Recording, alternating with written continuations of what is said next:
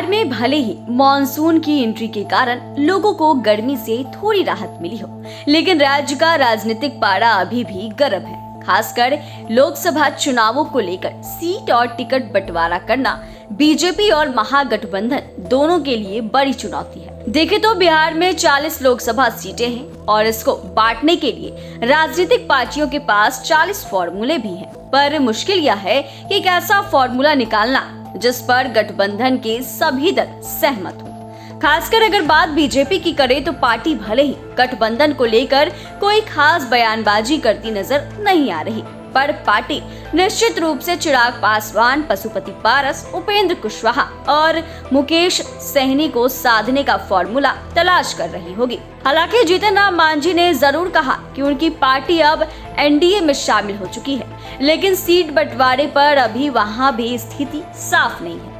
वैसे बिहार में बीजेपी सभी 40 सीटों पर जीत हासिल करने का दावा कर रही है, लेकिन इतिहास गवाह है कि मोदी लहर में भी बीजेपी को सहयोगियों की आवश्यकता महसूस हुई है। इसको देखते हुए मौजूदा समय में चिराग पासवान को साधना पार्टी के लिए सबसे बड़ी चुनौती है। इसकी एक बड़ी वजह यह भी है, पशुपति पारस और चिराग पासवान एक दूसरे से सुलह करने के लिए तैयार नहीं है। हालांकि बीजेपी ने अपने तरफ से भरपूर प्रयास किया कि ये दोनों एकजुट हो जाएं, पर ये दोनों एक दूसरे के प्रति नरमी बरतने के लिए तैयार नहीं है। मुश्किल यह है कि बीजेपी अगर इन दोनों में से किसी एक का भी त्याग करती है तो इससे चुनावों में पार्टी को काफी नुकसान हो सकता है। खासकर बात चिराग पासवान की करें तो इससे इनकार नहीं किया जा सकता है कि जनता के बीच इनकी लोकप्रियता बढ़ी है।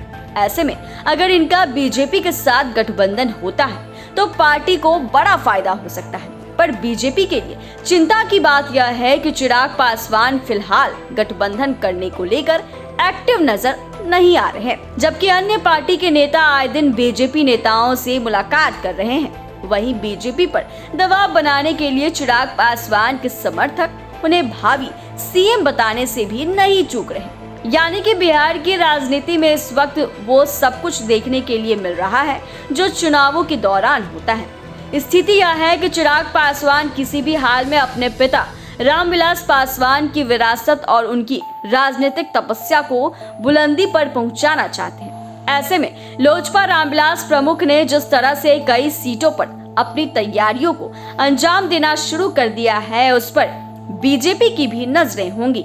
देखें तो चिराग पासवान ने एक बार कहा भी था कि अगर परिस्थितियां आई तो पार्टी सभी 40 सीटों पर हाथ आजमा सकती है। यानी कि उन्होंने बीजेपी को यह संकेत दे दिया है कि वे चुनावों के लिए हर स्थिति को ध्यान में रखकर तैयारी कर रहे हैं। ऐसे में गठबंधन की चर्चा के वक्त बीजेपी को भी किसी अच्छे फॉर्मूले की तलाश करनी पड़ सकती है।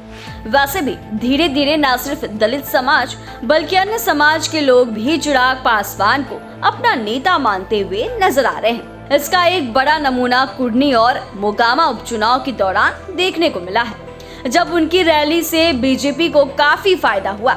जाहिर सी बात है, जो नेता उपचुनावों में बीजेपी के लिए ट्रम्प कार्ड साबित हो सकता है, उनको यह पार्टी लोकसभा चुनावों में भी साथ रखना चाहेगी।